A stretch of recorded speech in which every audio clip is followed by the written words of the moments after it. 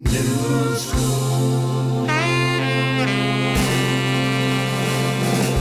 All right, well, welcome back. Welcome back to the Noob School. John Sterling here, and I've got a wonderful old friend, Jon Blair. John, thank you for joining today. Oh, yeah. I'm glad to be here, as you know. Of course. Saw you last night, and it was like, let's cruise into it. Yeah, it did take a little salesmanship to get you on the show, I must say. But you're a great salesman. Well, you said, I'm not really in sales. I don't know where it was coming from, but you're here now, so I'm thankful. I'm thankful, too. Thanks. So I've known John for, I think, is it about 30 years? Yeah, 96. Yeah. So whatever. I don't do math, but... So you started the year we went public then? Yeah. You've had enough money to afford someone like you. That's what happened. I don't know about that. So, yeah, John is a highly accomplished, I would say, creative director in marketing. Is that how you would say that? The first couple words, I'm not sure, but yeah. Okay, but it's marketing and it's creative. Creative director, brand. Yeah. Yeah. And that includes now, of course, the creative that goes into websites and all that kind of Apps. stuff. Yeah. Yep. And so when you started with us, it was more brochures and positioning and things like that. Yeah, I brought some samples here. We want to share at some point. We have some good ones there. Yeah, we printed a lot. Yes, we printed a lot. We did. One of the reasons, most of the people that we have on the show are salespeople. Most of them are traditional salespeople or people who started in sales and ended up becoming, entrepreneurs or whatever. But I just thought you always got along with the salespeople so well, including me. And a lot of the reason that you have been successful, I think, is because you are a natural salesperson. You do a lot of the things salespeople do that make them successful. For example, you're friendly. You have a great smile, and you start out every interaction with people in a nice, positive way. And you know what? People like that. They don't get that everywhere they go. So I think you're very good at that. And also, I can remember many times saying, John, I need a logo or something, or make it green or whatever. And you'd say, hold on, John, just figure out what is it you want? What are you trying to do? Yeah. And that's what a great salesperson does, is really try to figure out what they want versus just saying, all right, if you want 14 cartons, here you go, So that's one of the reasons I wanted you on, and I appreciate you being here. Yeah. Thanks for the time. Like I said, sales, I was like, oh, do I want to do this? Sometimes you get a little nervous. It's like, what are we talking about? We've got a lot to talk about. Yeah. Just, history together, 26 years or whatever it's been. Yeah. But, you said something about the logo. I've got this thing, John. Can you make the logo bigger? That was always a request. Yeah. Can you make the logo bigger? Yeah. Sure. We can make it green. We can make it bigger. Yeah, we can make it any size. Yeah. We had those secret squirrel projects, we called it sometimes. Right. You Right. just pop over. Right. Do a little drive-by. We didn't want any planning session. No approvals. Just Didn't have time for that. Just do something for us real quick, particularly in the Ipicure days. Oh my word, that logo! We were talking about that last night too. It's like, it's still out there, right? Or somebody, it still works somehow. I don't know. Because of the great logo. Yeah. So you have just what we normally do is we kind of start at the end, or actually not the end, but where you are now, and then we back it up to the beginning. So where you actually are now is you're head of creative and design at ScanSource. Yep. Which is another great Greenville company, and it's much bigger than Datastream ever was. It's maybe $4 billion a year. Yeah. Globally, 2,500 employees? Yep. Right around there, yeah. And John is in charge of creative for all their website and everything they do in marketing, creative-wise, which is that's pretty cool. Yeah, it's fun. Do you get to travel around and do some? Yeah, we actually this year 2023, with our Intellisys side of the business, we were able to do what they have. It's called Amped. It's for their partners, and it's just an education, just talking through things that we're doing new. Mm-hmm. Or there was a spin this year called Preamp. It was a marketing discussion where we talked about branding, we talked about tools they can use, talked about trends, we talked about different things that could help them. Some of them are small. Some of them are one of, a company of one or two, three. So just some best practices, things that we've done well, some things we haven't done well, and how we can help educate them and be a partner for them going forward. So Intellisys was your biggest acquisition ever, right? And aren't they in Petaluma? Petaluma, California, about 7 years ago. Yeah, it's a great fit for the company. Got to be really, it's funny. Sometimes it feels like two companies, but, just blending that too. Over time. Pulling the culture together and, working from home. Maybe that doesn't help everything, but Yeah. it's still being intentional about Yeah. making an effort to partner Yeah. with your team that's maybe all over the country. Yeah. Yeah. Interesting. Things have changed. They have changed, but a lot of it I think is good. Yeah. Certainly in my case, much prefer to work remote and just work on my projects and then get with people when I need to Right. versus kind of always being in the mix. 'Cause I like people. Yeah, me I'll too. be distracted all the time. That's right. That's right. Yeah, like John, your office. I think your office when we worked together was right behind mine. Yeah, well, I can Right. hear some things, You can through hear the wall, the vent, Some yelling. the cat. Yeah, and so so John, unbeknownst to me, put some little device up in the ceiling in my office that would make the sound of a cat, and he could just press a button anytime he wanted to, right? It was actually just a phone, and Okay. it was Terry's phone that we would borrow for a while. Can we take your phone for a while? Stick it up there. Not that she didn't have, Yeah. emergency comes in, we're in Yeah. trouble. Yeah, Stick it up in the tile. Just call it. We just Yeah. called it her number, and Yeah. it would meow like a Yeah. little. And then I would just ignore it for a while. Then I'd walk around, start looking around, and come ask you about it. And you're like, I haven't heard any cat. We had people like propping the tiles up just to be able to let it out if Yeah. it were to try to get. And that's part of the fun of what we had, like building a team, Yeah. being together, laughing, crying. Yeah. Being enjoy- creative. Being creative, yeah, that's what we do. Yeah, that was fun. Yeah, it's wonderful. Well, let's back up because I think you're in a great place now. You obviously had a very good career, including your run with our company. But where you are now is wonderful, and you still got you got a lot of runway, Yeah. to keep doing these creative things. But let's go back to where you started, and I don't even know where you grew up. Where did you grow up? I was born in Kentucky. Okay. And then grew up. We moved around. My dad was a professor of Okay. radiology. Okay. And we moved from Kentucky to Las Vegas, which was Nice. quite a change. Yeah. To Memphis, Tennessee, back to Kentucky, and then Virginia. So that was all between 0 and 8. Yeah. So when I was 8, we moved to Lynchburg, Virginia. Yeah. That's where I grew up. So Okay. that feels like home. My dad taught at a university there, and at one point as I was thinking about what I want to do, I was like, I want to do what Dad does. I want to be a radiologist. Right. Right. And through some of that, it changed. Yeah. But for me, I was always doodling and Yeah. sketching, Ah. and, in class or Yeah. in church or Yeah. wherever. Yeah. Probably times I shouldn't have been. Yeah. But I'd be doing caricatures of the teacher, Yeah. the big head, little body, and I just enjoyed doing that. Yeah. And but it was always like just on a note page. I wish I could pull some of those up for you. But Yeah. there was always these sketches, and I think Yeah. that creative piece was in there. Yeah. I just was, kind of letting it out, Yeah. in different ways. And so after thinking, maybe not radiology, what would I want to do? And I was at home in Virginia, went to a school there for a year, commercial art, thinking, let's take some design classes and, figure out what that is. Yeah. Which even at that time, a computer was kind of new. Yeah. What year would that have been? Man, that was 89. Okay. 88, okay. 89, Yeah. 88, yeah. So year of school in Virginia, and then wasn't making all the best decisions at that point in my life. 18-year-old, I'm sure you were, I wasn't, John. So my dad found out about this little school in Greenville. Yeah. Not a military school, but kind of felt like it in some It's ways. very similar. Called Bob J. Yeah. So visited there. He's like, they got a graphic design program that's, I was like, yeah, why not? It was almost one of those things like, why not? It's a nice looking campus. Yeah, it's in this little town that's not even near what it is now, Yeah, as we know. But yeah. it was away, 5 hours, whatever. And it was like, okay, I get to grow up a little bit and, figure out who I am and what I want to do, and enjoyed it.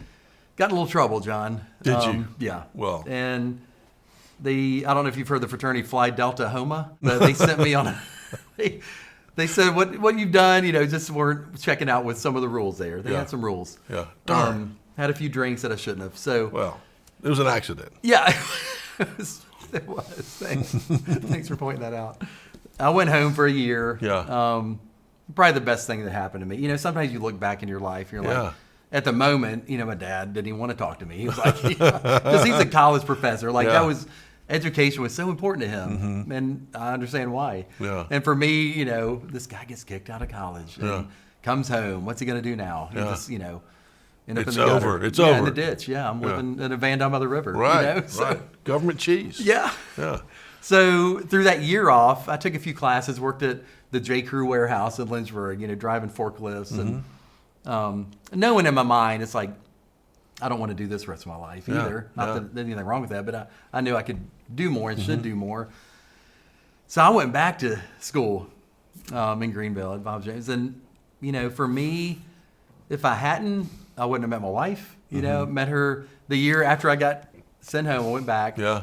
Met her that first semester, celebrating our 30th anniversary next year in June. And that's, if nothing else happened, which a lot of good things happened there, but that alone was huge. Yeah.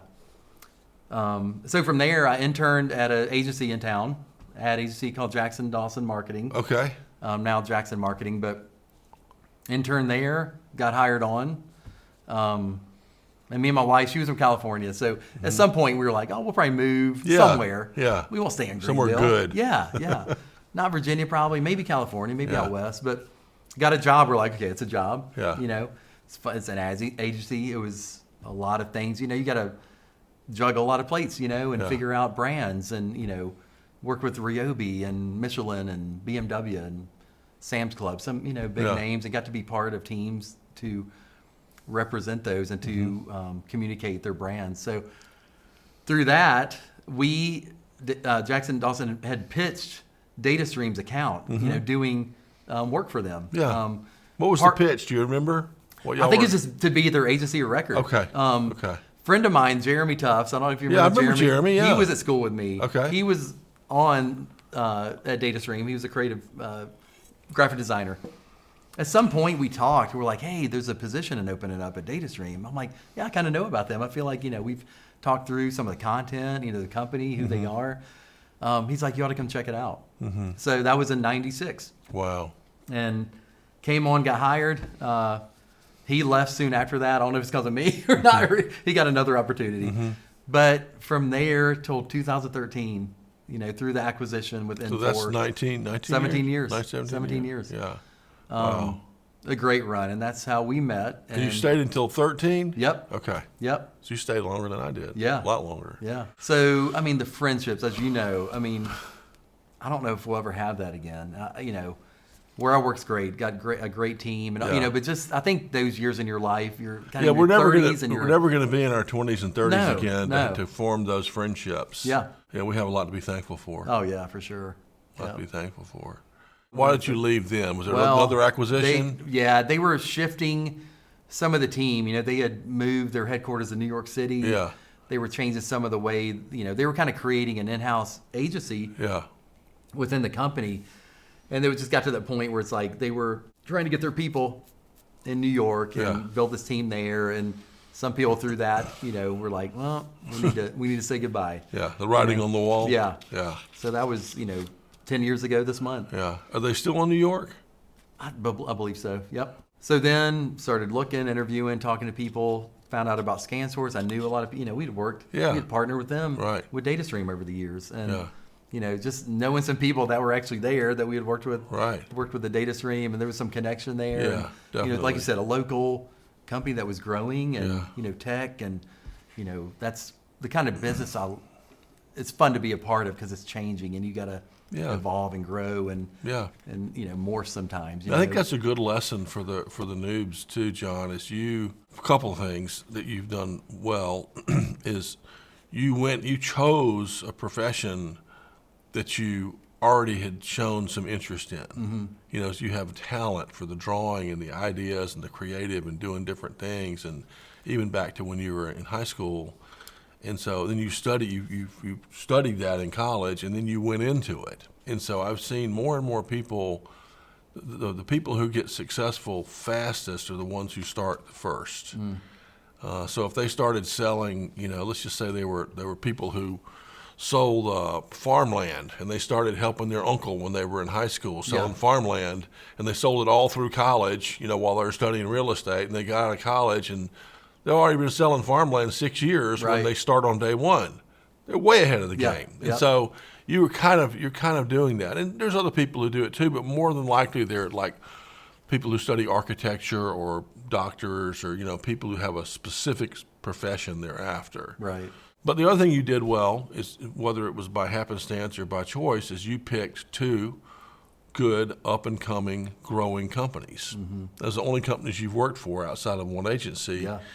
And, when you work for a company that's doing things and growing, it creates opportunities. Yep. Your team's going to grow. They're Right. going to have interesting products. They're going to buy companies. You're going to have to merge logos and all that stuff, right? Right. Oh, yeah. Yeah. It's So if 100%. you'd have gone to some company that we'll just call it Acme Industries that's been doing $6 million in sales for the last 24 years, you would just be, Yep. what now? Yep. Another dose of nothing? Right. Yeah. So a lot of nothing. do you think that Yes. makes sense? Oh, yeah, for sure. I mean, that's why I was at Datastream Info for 17 years. I've been at ScanSource 10 years coming up in February. So, yeah, I think I like to get in, just cultivate a team and get in there with them together. It's not Yeah. like, okay, you're the director and you don't do anything. I mean, Bring me I my know reports. yeah, I mean, that's all. Yeah. Bring me my coffee. It's like you get there with them for events. You're there.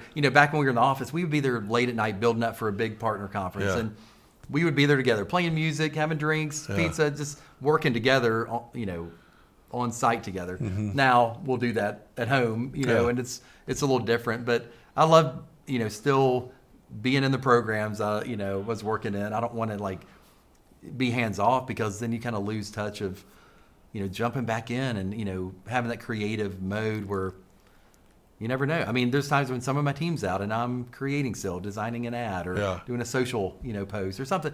So I enjoy still the hands-on, Still, there's always going to be that direction and that level of directing a project, but I like to get in there with them. I've got a team of copywriters, designers, art directors, web, digital designers, and it's a good mix. And we do enjoy the times we get together. We're meeting together after this, for lunch, and just, Good. the times you're together, I think it just builds up that. Y'all do a monthly lunch We thing, try or- to get together, maybe not for lunch, but there's times we have a company meeting at the office and Yeah. they'll bring lunch in, and that's a perfect day to just be with the team and Yeah. meet for a few hours even Yeah. in person, Yeah. brainstorm right on a board, Yeah. not just talk through a video camera. I met a guy, or we looked to buy a company about 15 years ago, and they were out in Sacramento, and they had 20 employees. They were all remote. Yeah. They didn't have a corporate office. There was no office. If they were going to meet someone, they would get a conference room somewhere, or, borrow a partner's office or something like that. But they Yeah. literally had no. And back then it was like what? How can you be legitimate if you don't have, all that kind of thing? That's right. And they had it all down to a science. That they said 4 times a year they would fly everyone to a location, and they would have a big meeting, and they would have some fun events. Yeah. And so they got that 4 times a year, and the rest of the time they were either working in their house, or they would let them do a little office in their backyard, a little hut, That's great. and they crushed it. Yeah. But they were way ahead of the game. Yeah, that culture, it's shifted some, as we know, just from working from home and, Yeah. not having the times we had office every day, goofing around, doing that too. I mean, we worked hard, Yeah. You always hear that work hard, play. I think it was both, we Yeah. enjoyed doing it together, and Yeah. we learned a lot. I mean, Yeah. like I said, talking about the website we built early 2000s, Right. I mean, I didn't know what I was doing. It's like, I could create Yeah. the look, the front end in Austin. We had some different people doing, the back end, building it out. And We all had I would call it a really early version of the iPhone. I don't know what year that was. yeah. That was even maybe before you got there. It was 93 or something. Yeah, I brought that one sample. Remember just some of the mobile Yeah, things it, we it would create. looked like a bigger iPhone. Yeah. And it was for maintenance people to kind of do all their stuff on this little phone-looking right, thing. like connected to their I wrist. can remember, our reps trying to sell it, so you just carry this thing around Yeah. and you don't need the computer.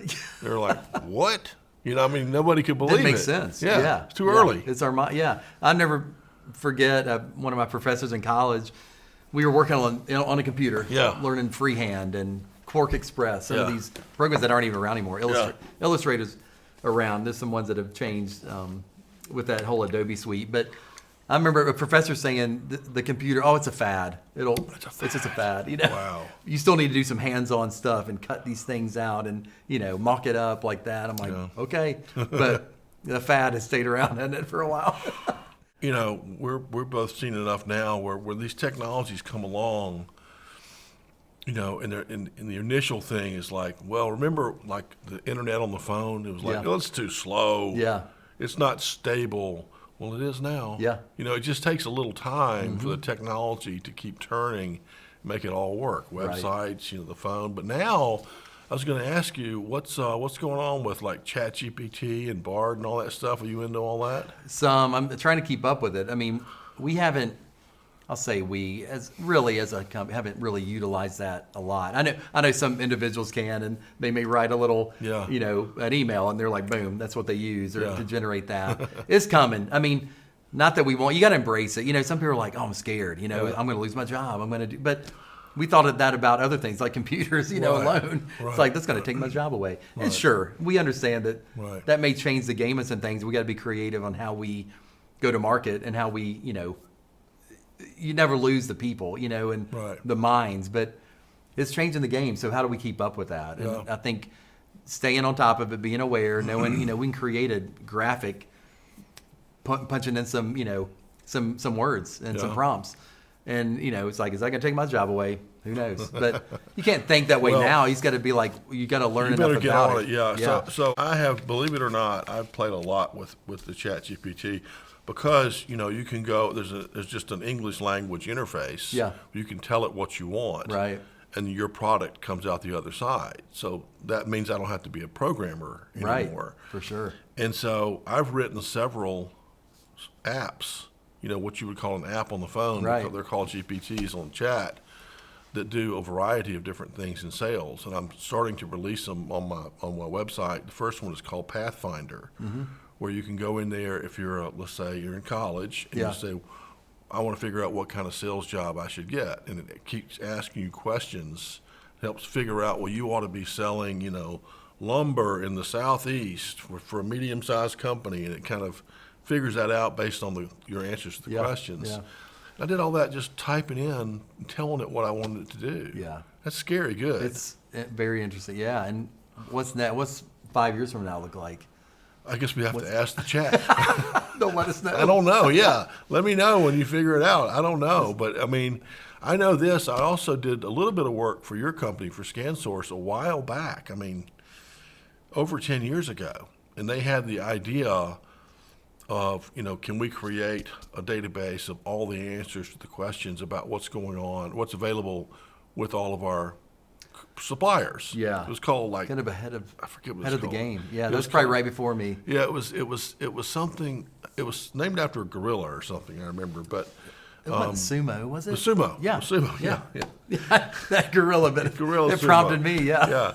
And it was just too hard to do at the time. Yep. But I bet you could do it now. We've talked about bringing that back. It's funny you said that because this year, we were talking about renaming it, and presenting it in just a new way. You know, and. So it's funny what's old is new again. And, you know, these things come around. We built our first app for the company last year, our team. Just, you know, thought leadership, tech topics, different market trends, different things there. We want to do more with it. You know, there's a lot of opportunity there. So maybe we'll get ChatGPT to help us out a little bit, you know. Sumo Plus. Yes, I know. That's a good name. Some are like, what's that mean? It's Chat Sumo. Chat Sumo. That's cool. Well, I'd love to get back involved. But it's another example, and I've seen this also over the years, is someone will have a good idea. Yeah. And it won't work, and they'll just give up on it. And it's like, no. If it's a good idea and it's not working yet because of technology, just keep it moving. Give it time. Slowly. Mm-hmm. You know, maybe you work on it a little bit every week or something, but just wait, because over time, it'll change. Yeah. And then everything will work just fine. Yeah. Yeah, we had Mark, it makes me think about, we had Mark Randolph from one of the original Netflix owners on one of our virtual calls a couple years ago during a conference. And, you know, he's big on that. He loves to say fail. You know, I mean, that's how we learn and grow. And talking about, you know, online, we thought Blockbuster would be around forever, didn't we, back in the day? Oh, yeah. I remember going from Datastream at lunch on Fridays, picking out a video for, you know, before they're all taken, for the kids, so we can watch it. You'd have to get there because if they're gone, you're freaking out. Yeah. Look in the box, you know, find me. But things like that, where he's just, you know, they failed and failed and failed. Blockbuster could have bought them. Yeah. They decided not to, you know, and turned into what is now, Yeah. And I think it was for a while, even the, CD or the DVDs that you would get in the mail. Yeah.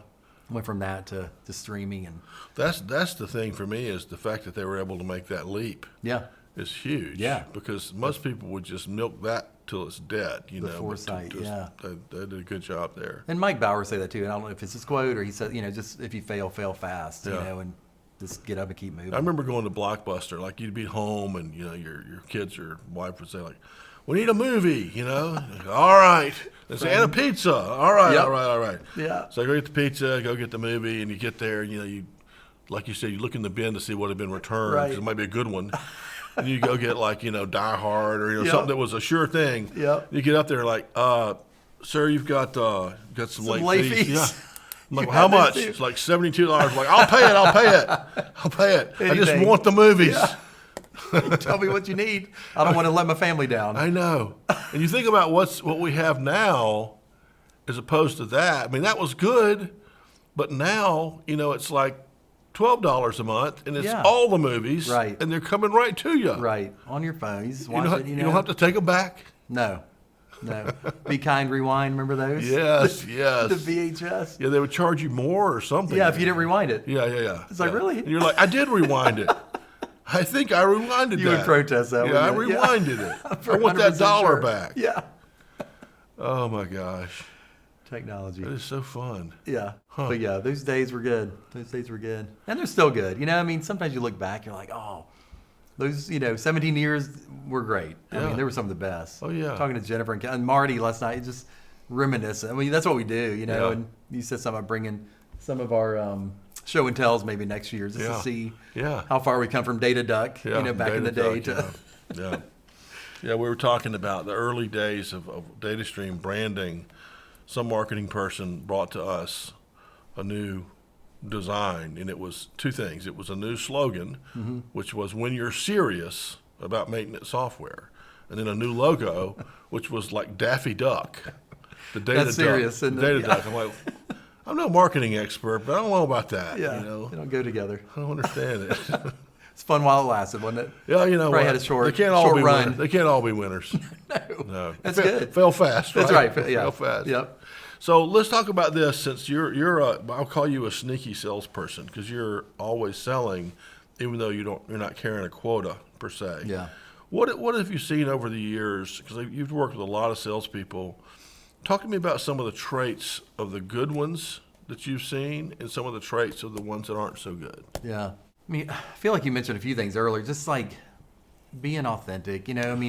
We can all say whatever, on a screen or on a post or, but when people talk to you, even if it's virtual, you kind of get a sense of somebody's character or their, if they care, Right. about you Right. early on. And I think just being yourself, and I know that may sound like, oh, who doesn't do that? Right. But I think a lot of us don't, because Yeah. we are selling, Right. and we have a brand, Right. we all have our own brand. Right. And it's like, who is John Sterling? Who is Yeah. Jon Blair? And hopefully it's good things that they're thinking of. But yeah, I think just being quick to, just respond back to people. And like I said, some things seem so, oh, I get that. But sending an email, sending a handwritten Yeah. piece sometimes can just be like, these people do care. There's a lot of companies that do what we do, Yeah. and it's like, why did they choose to work with us? Because they trust us. Yeah. We are loyal. We say what we do what we say. And I think just being accountable, being transparent, Yeah. being, like I said, just being real. And if something's not right, letting them know that up front and Yeah. not, beating around the bush. So it's funny, years ago, people it said that, you ought to get in sales. I'm like, I enjoy what I'm doing. I like this part. Mm-hmm.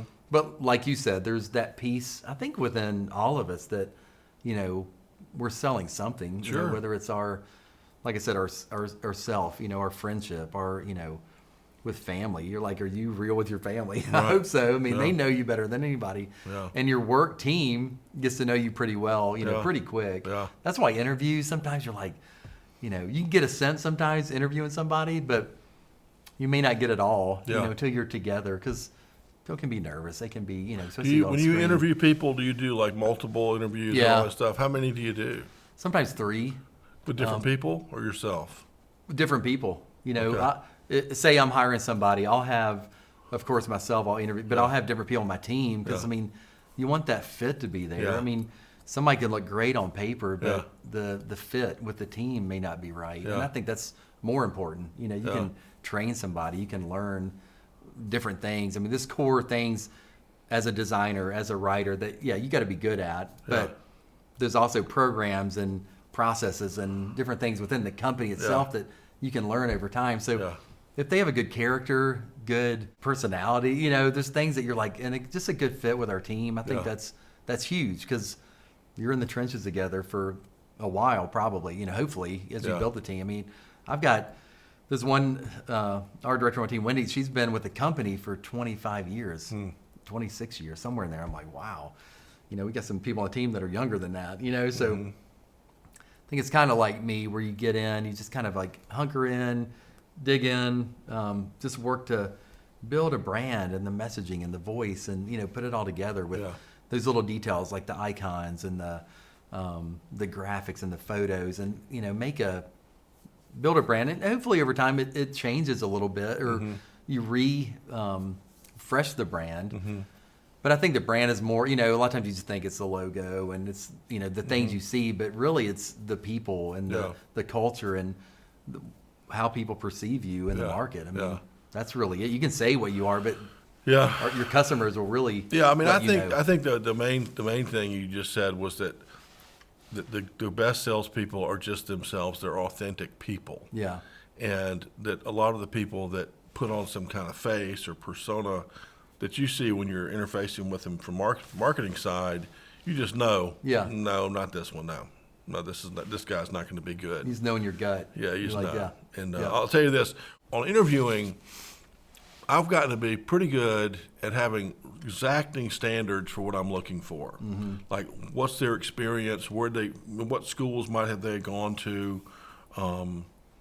You know, what they get on their personality test? Yeah. Do they have a reference? Where are they from? You know, certain things if I'm looking for the perfect profile. Right. But then once someone like HR has brought that to me and said, well, John, here's one, passes your muster, then to like spend a lot of time with them. Yeah. Spend time with them until you decide you don't want them. Right. Right. It's like, nope, that's not going to work because you have to pass that gut test. Yep. If you're going to be, you know, going and having pizza with them at 10 o'clock at night, working on stuff, right? That's right. I did have one time. I'll say this. I said, okay, I'm going to take this guy to dinner and just see how that goes. Yeah. You know, because I really wanted to hire this guy.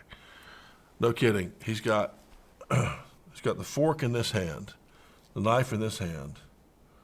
He stabs the steak with the knife. He's holding the steak on the knife.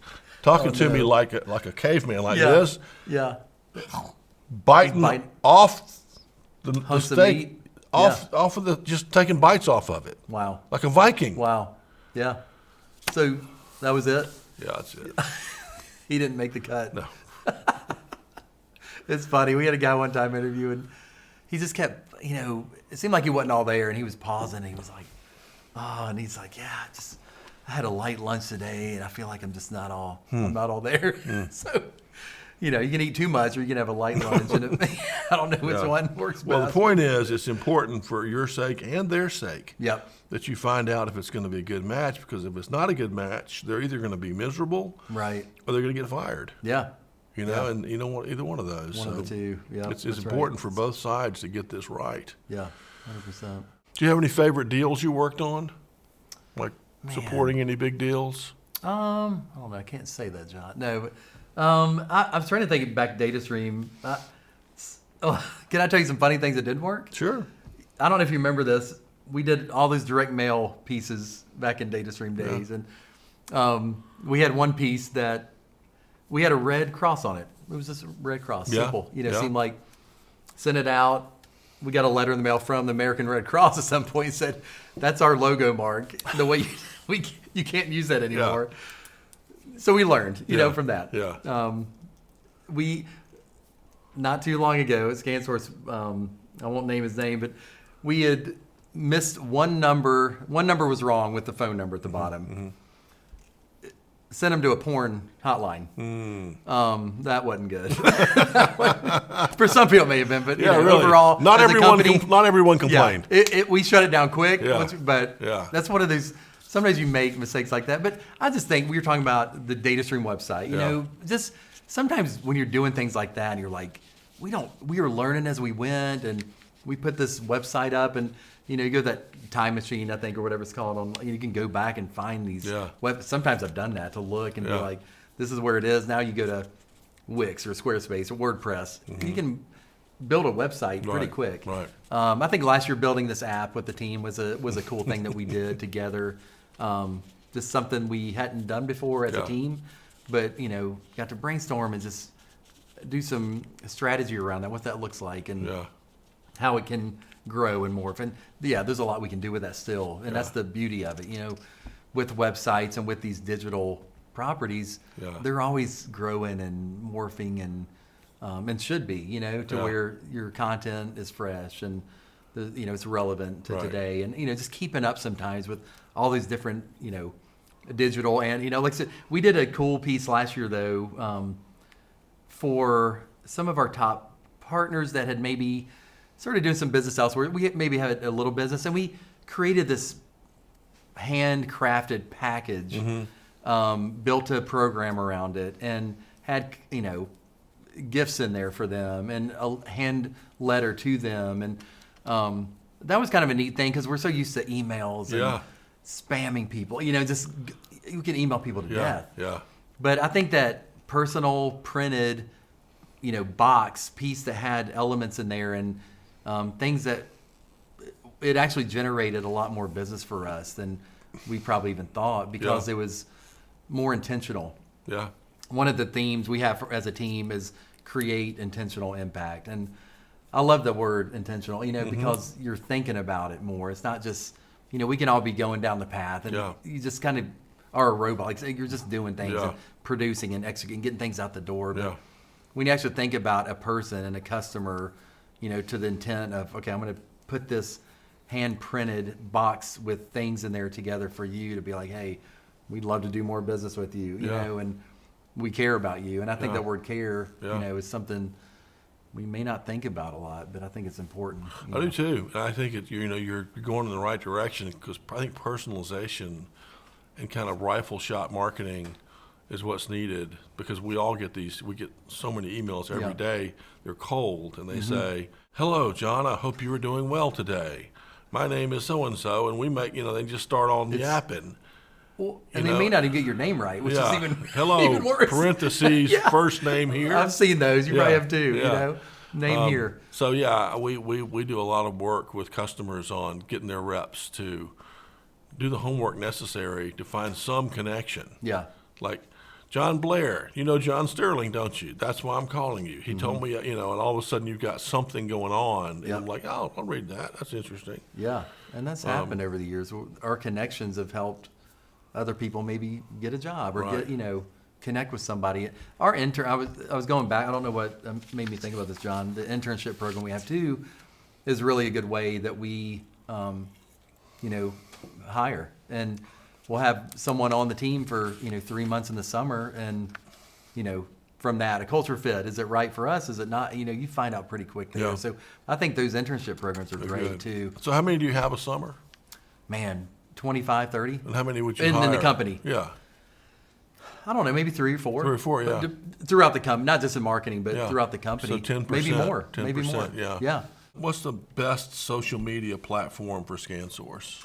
Yeah, we use Instagram more. It's funny, we did it for a while, and I think there was another ScanSource, some fake account maybe that was out there for a while. Had to make it official, the official ScanSource account. I think that and LinkedIn I feel like is the most that we're putting out there, from a social standpoint. Haven't got to TikTok yet. Is that something for our company? I don't know. Maybe not, but I think looking at those, sometimes you feel like, oh, is that for us? Is that for our demographic? Yeah. Maybe not. But I think, like I said, we have a PR team. Yeah. Someone that does that, focus on that, just over the last couple of years, really. And you need to, social's big. So that's one of the bigger things, the two that we use mostly. LinkedIn's the biggest one for me, for the Noob School anyway. and they're trying to get me to do more TikTok to get to the kids. Yep. That's what they're and Instagram. Those would be the two. Or Snapchat, Or Snapchat, of course. Why not? How about your favorite book? Right. Well, this is one I showed you earlier. I think, John, The Brand Gap. The Brand Gap. Yeah. Okay. Marty Neumeyer. That's it right there. But he's done a few different books, and this is what it says here: how to bridge the distance between business strategy and design. And like I was saying before, being a creative, sometimes I'm like, not that I can't think strategically, because I think I do, but having someone in sales or someone in financing, or reaching out to like what works for your customer, because sales, they're close to the customer, they're hearing things, they're and when they can tell us, okay, can we talk about a promotion or a campaign that would really fit the needs of this customer? Just listening together, it talks about the left brain and right brain, and they call it the logic side and the magic side. We can make some magic happen, but if there's not a strategy behind it from a business standpoint, and what are those deliverables? What do we need to act on? Is it a campaign with an email and a website that we built for them, or is it direct mail? Is it what works for that particular company? As a promo, and working. We do a lot of supplier focused, co-branded pieces too. But I think it's just thinking a little differently sometimes. Like Apple said years ago, think different. We can get stuck in the things. Like I said, email. It's like, but does something else work better for that particular? It's not the same for everybody, which is good, So it's like thinking intentionally, methodically a little more about what you want to do. Spending a little more time up front, so you have the runway to build out a campaign, promotion, a program that works better. Yeah. So I think the time sometimes, you feel like, we need this done next week, or it's like, man, can we have a little more time up front? Because then the better ideas and thoughts, come from that. I agree. Yeah. I totally agree. We can move so fast sometimes. What is your favorite band? Man, I know this may be a lot of people, but Journey to me is just, they're good, John. I was supposed to see them in '87 in Roanoke, Virginia. Yeah. One of the band members got sick and didn't get to see him. So I don't know if they're coming to Greenville in February. Really? It's not C. Perry, and I know some people are like, it's not Journey. But I'm like, well, the band's there. He's iconic. I know that.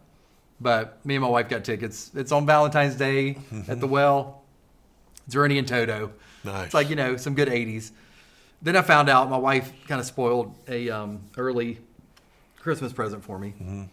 I said something about Bryan Adams, in Charlotte. I'm like, I saw Bryan Adams in '87 in Roanoke. So there's something about the late 80s, mid to late 80s, the concerts that were out there. But Journey's iconic. I mean, everybody knows them, and there's just something about those them. guys. All those guys from that era are just tunning it right now because everybody wants to hear them. They just what's the choice? There's no good choice. I know. I saw REO Speedwagon Sticks last year, Loverboy together. Great. They're in their 70s. Edwin McCain has been opening for them. Traveling with them around the country, and he goes. They mentioned him when I was. It's a real hoot. Our local guy, Edwin. Yeah. He says it's a lot of fun. Yep. No, that's good. I can't beat it. It'd be fun to see him. Like I said, I wish Steve Perry was there, but got to go with it. What about favorite movie? I'm an 80s kid, John. I think, to me, like E.T., some of those are, I would say Star Wars, Indiana Jones, some of those Spielberg movies, I think he was ahead of his time. And, just going even back nostalgic with E.T., it's like the 80s, and you see the toys in those shots and all these things that you had. Yeah.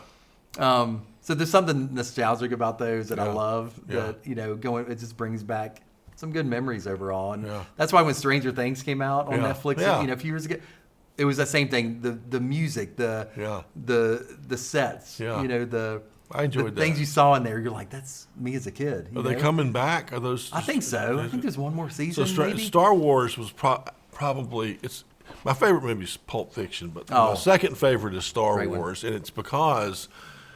I mean, obviously a great movie, but I think it was 1976, 1977. Star Wars was 77. 77? Empire Strikes Back 80. Okay. It was like 3 years. So I was in Clemson with a good friend of mine, and we're just kind of driving around. He goes, hey, you want to go see a movie? I'm like, yeah, sure. So we just went, and what is it? He goes, well, it's called Star Wars. I'm like, okay, we'll see. I had no idea what I was getting into. No. And so no. to sit there in this almost deserted Clemson movie theater, Really? and all of a sudden the words start coming up. It's and like I'm a boom. It just hits what you. the hell's Yeah. going on? Oh my, you just disappeared for a couple hours. Yeah, you did. You did. I mean, yeah, like I said, Spielberg was, and Lucas, of course, that was his brainchild. But yeah, man, I mean, I've got toys in the attic, all my original Star Wars sets, and can't get rid of them, Right. I'll give them to my kid, hopefully, They'll when put they them have in the kids. and they dump, can probably. Yeah, dump it thanks, off. Dad. I've got so much of that. The men, I mean, yeah, hard to get rid of that. And this is what happens though, because my kids are all married now. Yep. And so you're Mine like, too. and we've downsized, to a smaller place. We're like, we've got the grand old whatever, the chest of drawers or Yeah. the bed or whatever anybody loaded wants. with- Anybody wants. They're like, no, I don't want it in my house we're either. good. I know. We're good. That's one of Barb and I's projects coming up, John, is Yeah. to go through our attic and Yeah. just kind of clean house a little bit. Yeah. I mean, just collect stuff. And Yeah. I'm more of a pack rat. I'm getting less because I'm trying to just, declutter a little bit. Yeah. But yeah, some of those things it's hard to get rid of. They're probably worth something too. Some of these, if they're in good I'd be shape. happy to sell it all because it's in storage Yeah, now. And so I I know. don't even know what's in there. You haven't touched it. If it's all Why gone and keep someone it? gives me a little bit of money, Yeah. fine with me because Yep. it could Yep. disappear. That's right. What about favorite word? Oh my gosh, man. Hope you like this, John. Succulent. Succulent. Yeah. Wow. Tell us why. That's a good word. Well, it sounds sounds like what it is. Yeah. I'll tell you a quick story. We were at a restaurant here in Greenville years ago. My kids were younger, and the manager came around after a meal, and he's like, "Hey, how's everything? And your food?" He said, "How was your food?" I said, "It was succulent." And I don't know why. It just came out, and my family all kind of looked at me. He's like, "I've never heard anybody say that, so I'm gonna give you a free dessert." I'm like, "All right." So yeah, what does it mean, John? You have to look it up. I know juicy is It's one like part of it. yummy, Tender, yummy, tasty. Yeah. The best of something or whatever. I'm like, it's a good word, right? I like it. It's the word I would expect out of a creative genius. That's good. Right. Is there anything you want to promote today? Oh man, I don't know. ScanSource.com? There's. Oh, you want to talk business? Yeah, not Anything, for me. Whatever. Yeah, Nonprofit doesn't matter. Yeah, go to ScanSource.com. Find out what we do, what we're Buy about. some scanners or Buy something. Some, yeah, buy, let us know how we can improve our website. That's good. I think there's ScanSource.com. always- Let Jon Blair know how you can improve the website. That's a There's good a lot, idea. I'm sure. Plus, we Our got team the would love it. Sumo Plus project I know coming. that's coming up. That's a secret project, John. But yeah, let's go there. Well, listen, this has been exactly as I expected. It's been great. Always great talking with you. Let's do it again. Thanks for I coming won't out. say no next time. Well, we will not take no for an answer. That's right. That's All right. Thank you, bud. Thanks, man. Appreciate it. Appreciate you having Okay, me. thank you. Yep. All right. Talk to you soon. All right.